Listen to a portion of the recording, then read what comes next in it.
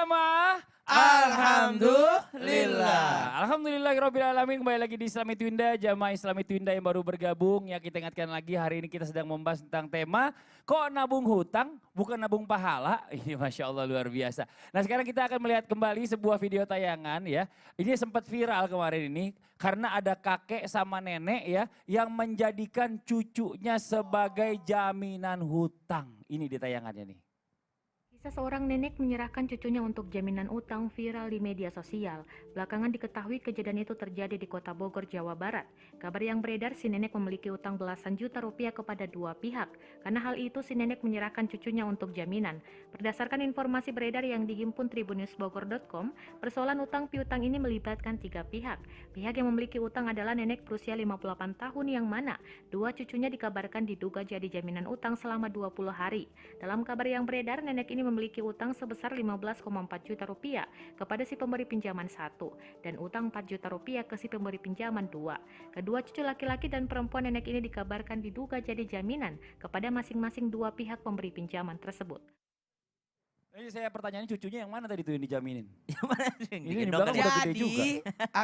Abi, Nah. jadi kalau cincin saya dipakai untuk jaminan tidak seberapa ya. Kalau Enggak, tapi Subhanallah. gini, saya pernah baca ya dalam Islam itu juga mengharuskan kalau bisa yang namanya berhutang itu ada jaminan. Nah pertanyaannya, jaminannya itu apa sebenarnya? Apakah boleh kayak tadi cucu itu jadi jaminan? Ustaz Syah mau izin penjelasannya atau orang atau manusia gitu? Subhanallah. Tapi guruku Ustaz Maulana, Abi, Mas Fadli serta guru-guru kami dimuliakan Allah Subhanahu wa taala. Bismillahi masyaallah la yasukul khair ilallah. Bismillahi masyaallah ma kana min ni'matin fa minallah. Bismillahi masyaallah la yasrifus su'a ilallah. Bismillahi masyaallah la haula wala quwata illa billah. Maka subhanallah bentuk jaminan apa saja yang diperbolehkan dalam Islam namanya rahan atau yang namanya marhun gitu ya. Marhun bih subhanallah. Ada murtahin ya ada rahin. Marhun inilah barang jaminan itu.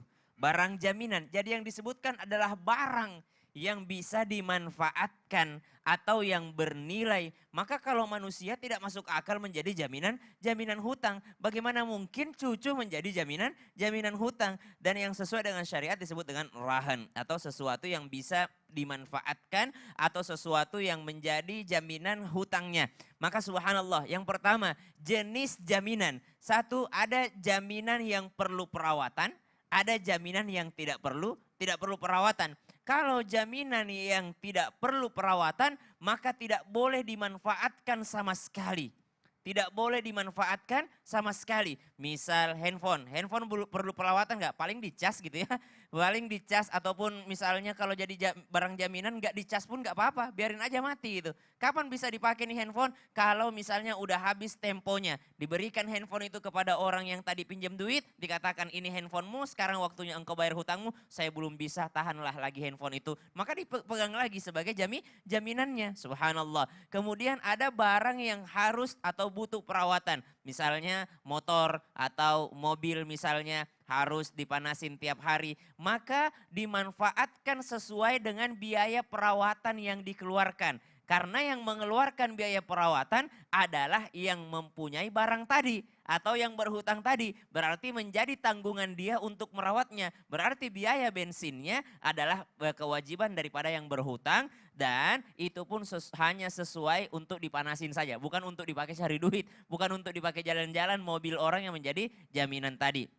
Misal tadi ada sawah yang menjadi jaminan. Maka sawah yang menjadi jaminan atau yang menjadi marhun tadi, ya maka sawah ini boleh nggak digarap? Boleh digarap sesuai dengan kesepakatan yang memberi hutang, tapi yang diberikan jaminan tadi harus bayar sewa menggarapnya.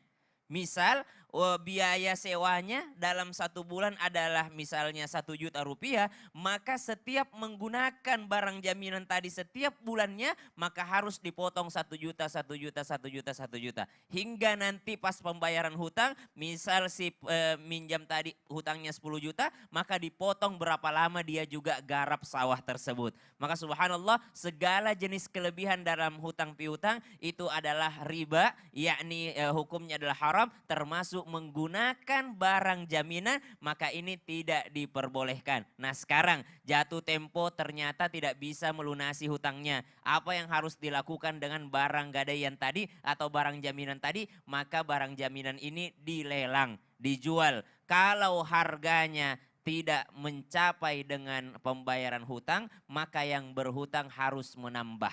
Tapi kalau harganya ternyata lebih daripada jumlah hutangnya, maka yang tadi menjualnya, yang tadi memberi hutang, maka dia harus mengembalikan kepada yang punya barang tadi. Maka subhanallah, Islam itu tidak pernah menzalimi baik yang berhutang atau yang pemberi hutang. Maka tidak boleh sama sekali ada kelebihan, termasuk diantaranya pemanfaatan barang jaminan. Karena kalau ditanyakan, tapi Ustadz yang ngasih jaminan ikhlas, ya pasti ikhlas karena terpaksa daripada nggak dikasih hutang. Subhanallah, maka disinilah Islam sangat menjaga supaya tidak ada kezaliman di dalamnya. Allah Ta'ala alam. Masya Allah, jadi harus barang ya Ustaz Syam ya. Iya. Kalau cucu juga kalau misalnya dilelang nggak mungkin. Gimana Enak mau di aja bilang gitu ya. perdagangan manusia namanya. Makanya. Nah, kita